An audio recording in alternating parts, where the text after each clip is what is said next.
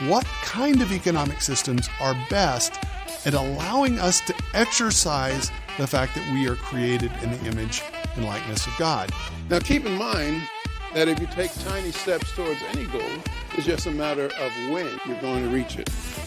Scarcity is the first lesson of economics. Now, the first lesson of politics is to forget the first lesson of economics. If you don't provide real, actual value to people in exchange for the money that you're asking for in return, you will lose over time. We can see the economy as a social web that God has created for people to serve each other with their work. We have the Word of God that provides for us a foundation for knowledge, for truth, for beauty, for goodness, for dignity and value in human beings. We have the Word of God that provides for us things like this. Ready? Thou shalt not steal.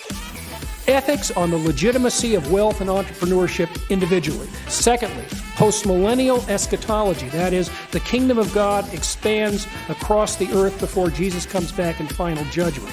And the link to get those two together is the idea of the pursuit of self-interest leading to widespread economic growth and social transformation. What's up, everybody? Welcome back to another episode of Christ in Capital. This is actually going to be a short episode. I thought I would get on here and just share a few of my thoughts. I have a couple things spinning around in my head. First of which is that I recorded an episode yesterday with a friend of mine, and it's a new kind of episode that I want to introduce on the podcast. And it's going to be... I guess just a little backstory. When I started Christ in Capital, I wanted to talk about economics and business and entrepreneurship from kind of a macro level. We're talking about minimum wage and, lots of different economic policies and all of this stuff. But I also wanted to explore, the micro level and talk to individuals who are pursuing their own side projects, side hustles, developing their an extra source of income or stream of income, starting their own business, whatever. I kind of wanted to do that kind of interview thing on the side. And so I had I recorded my first episode of that yesterday with a friend of mine, and I was using, so just to let you know, I use GarageBand to record my episodes. And the way that GarageBand works, it only allows you to record like 20 minutes at a time, 20 or so minutes, something like that. And then you have to start a new project to get a new track, and then you put them all together in an editing software after you're done. It's a little bit of work, and I'm exploring a different way, or kind of researching different ways to do it. But that being said, yesterday after we got done recording, I realized that the second segment of the three, the file was corrupted and we didn't have it, and so we have to re-record that section. But I wanted to get an episode out sooner than later, and I have a lot of thoughts in my head, so I thought I'd go ahead and try to record something and put it out there for you guys.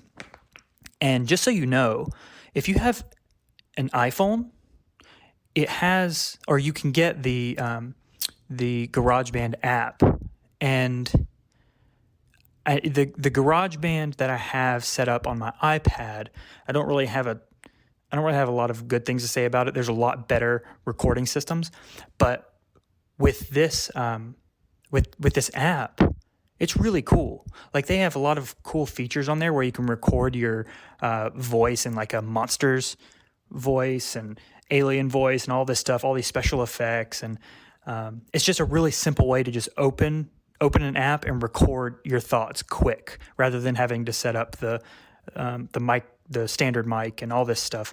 So I thought I'd give it a try. If it doesn't work, well, I guess this is not gonna go out, but hopefully it does.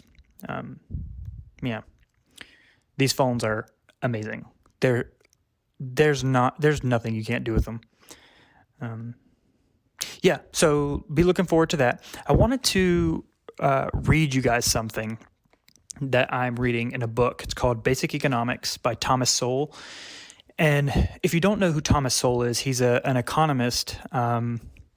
He's an African American man. He's really old now. He's like 90, or he's approaching 90s or something like that. He's old. But he grew up, and he's, in the same circles as Milton Friedman and a lot of these other really influential economists of the 20th century. And this book, Basic Economics, I encourage everyone to get it and read it. It is about 700 pages long, but it's not one of those kind of books that you have to read from beginning to end. You can pick it up and read a specific section, one chapter or one section, and get enough, what you need out of it. But he's so good at just breaking down topics as simple as can be, and making them relatable so that we can kind of digest them and understand them. And he's brilliant. So he could go into the weeds and all this stuff, but he puts it at a layman's, in layman's terms. And so I really appreciate that about him. But in this section that I'm reading, it's about inflation. And I've talked about some of this stuff on other episodes of my podcast, and also recently on the Despite Popular Belief podcast. They had an episode up where I joined them to talk about minimum wage and taxes. And we talked about this a little bit, but I think Thomas Sowell does a really good job of breaking it down. And so I wanted to read this and give you my thoughts. Thomas Sowell is not a Christian, not from what I understand. But I wanted to bring in some scriptural insight into what he's saying as well. So here's what I was reading in his book. In the modern era of paper money, increasing the money supply is a relatively simple matter of turning on the printing presses. However, long before there were printing presses, governments were able to create more money by the simple process of reducing the amount of gold or silver in coins of a given denomination. Thus, a French franc or a British pound might begin by containing a certain amount of precious metal, but coins later issued by the French or British government would contain less and less of those metals, enabling these governments to issue more money from a given supply of gold and silver. Since the new coins had the same legal value as the old, the purchasing power of them all declined as coins became more abundant. So what he's saying is that these kings, these governments were, they had coins that were gold or silver. But what these governments figured out they could do is they could put less and less of actual gold and silver in these coins, making them, it's easier for them to, or less expensive for them to make them, and they can issue out more of them, right? That's a recipe for disaster. That causes inflation. And this is not just some, economic argument to progress the conservative agenda. It's ancient wisdom. Listen to this. This is Isaiah chapter 1. And this is where God is talking about how Israel has turned against him, and there's a series of curses. He's not happy with them. And so he says, how the faithful city has and just as a backstory, Isaiah was written, if I'm not mistaken, 500 to 700 years before Christ, something like that. Israel is in exile. So they're exiled from the land that they were supposed to inherit. So it says, how the faithful city has become a whore. She who was full of justice, righteousness lodged in her, but now murderers. Your silver has become dross, your best wine mixed with water. Your princes are rebels and companions of thieves. Everyone loves a bribe and runs after gifts. They do not bring justice to the fatherless, and the widow's cause do not come to them. So that specific section where it says, your silver has become dross and your best wine mixed with water. This is a curse. The silver in the land, in the society, was mixed with dross, which is just a filler metal. It's not pure anymore. It doesn't represent the actual silver that it is supposed to represent. There's no value in it, or not no value, but there's it's not pure silver. The next line says, "Your best wine mixed with water." Wine is a blessing. God calls wine a blessing throughout the Old Testament. It's a blessing because it even goes as far as saying wine makes the heart of men glad. Right? It is a blessing when wine is abundant. But this says, as a curse, your best wine is mixed with water. It's diluted. It doesn't represent what you're saying it represents. And that's what Thomas Sowell is saying in his book here about the governments that are mixing filler metals in with their gold to be able to print more of them, but the coins are essentially worthless. And he goes on to say, more sophisticated methods of increasing the quantity of money have been used in countries with a government-controlled central banks, but the net result is still the same. An increase in the amount of money without a corresponding increase in the supply of real goods means that prices rise, which is to say, inflation. Conversely, when the output increased during Britain's Industrial Revolution in the 19th century, the country's prices declined because its money supply did not increase correspondingly. Now, I mentioned in the episode with the Despite Popular Belief guys that inflation is not necessarily a bad thing. We shouldn't equate inflation necessarily as a bad word. The government has to print money as our productivity increases, right? There's two sides of the equation. You print money on one side slightly in advance of an increase in productivity, so that you have that stable dollar amount, or that stable value. If you increase the money without increasing the productivity in the nation, the gross domestic product, you're going to get inflation, right? And if you do the opposite, you get deflation. But what are we doing right now with these stimulus checks, where the government is printing money, loosely speaking? There's lots of different ways that you can that the governments can kind of get away with allocating money in certain ways to pay certain people and kind of give credit to others and all this stuff. But it has to necessarily involve printing money. And in this day and age, we don't necessarily have to print paper money. We can actually just put digital money into a banking system. And that's essentially what they're doing. If I went up to a bank and said, if I went up to my bank and I had, let's say, $1,000 in my checking account, and I went up to the teller and I said, "Hey, can you just add a few more zeros onto the end of that for me?" Everyone knows you can't do that. That it doesn't. If they did add the zeros in there, those dollars don't mean anything. There's nothing in there. There's no value backing those dollars. You just made all the other dollars worthless, or not worthless, but worth less, because you just increased the money supply, and the underlying value behind all of those dollars has to be spread out between all of those new dollars that you created. And so that's what this stimulus money is doing, in part. I'm not dissing anyone who got stimulus money. I got stimulus money, and I realize the sticky situation that we're in with the whole coronavirus thing and all this stuff that's going on. But just realize this, it's not a good thing. It's a necessary evil.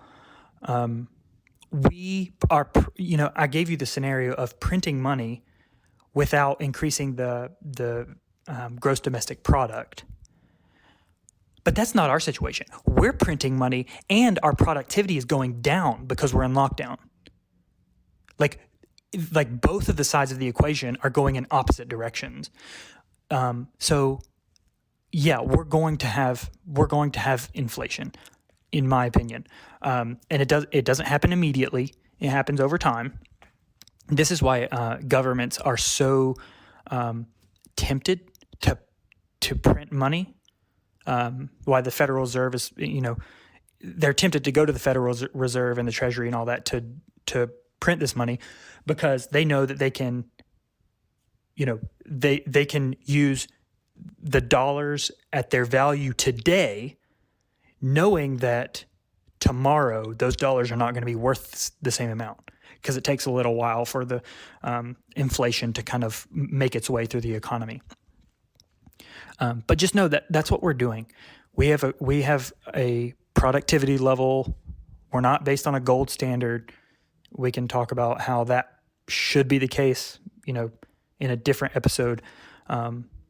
I have some weird thoughts about that. I think they're weird, but so it's based on our GDP. And so if we print more money and don't increase our our gross domestic product, things get more expensive. They're going to get more expensive. It has to necessarily happen. And I saw an article the other day, and I didn't get to read all the articles, a long one, but it was basically making the argument that we're going to have to spend trillions of dollars more to get the economy back on track. And I don't want to make any, rash, judgments or statements. But I would say, let's just not. Let's sort it out without spending a ton of money. But anyways, those are just my thoughts. But also wanted to, hold on, let me read this other part of this passage. And I spoke about this in the episode where we did about, what was it? Lockdown and its trade-offs. I think that's what it was. Yeah. But Thomas Sowell mentions it here as well, and maybe if you hear it from him, it'll come across better. But also, if you don't get it from him, go back and listen to episode, I think it was 7. 7? Yeah, I think it was 7. So he says, perhaps the most famous inflation of the 20th century occurred in Germany during the 1920s, when 40 marks, which was their currency, were worth $1 in July 1920, but it took more than 4 trillion marks to be worth $1 by November 1923. Less than 3 years, 40 marks equaling $1 turned into 4 trillion marks equaling $1. People discovered that their life savings were not enough to buy a pack of cigarettes. The German government had, in effect, stolen virtually everything they owned by the simple process of keeping more than 1,700 printing presses running day and night, printing money. Some have blamed the economic chaos and bitter disillusionment of this era for setting the stage for the rise of Adolf Hitler and the Nazis. During this runaway inflation, Hitler coined the telling phrase, quote-unquote, starving billionaires, for there were Germans with 1 billion marks that that could not buy enough food to feed themselves. That's scary. Scary thing about it. And we're way away from that. Like, that's not what's happening right now with us. But in theoretically, and in principle, that's what we're doing when we just print money willy-nilly, where you're decreasing the value of the savings that you saved up. So think about that. Let's just be careful about that. He goes on to say down here, runaway inflation means that producers find it risky to produce when the price at which they can sell their output may not represent as much purchasing power as the money they spent producing that output. If your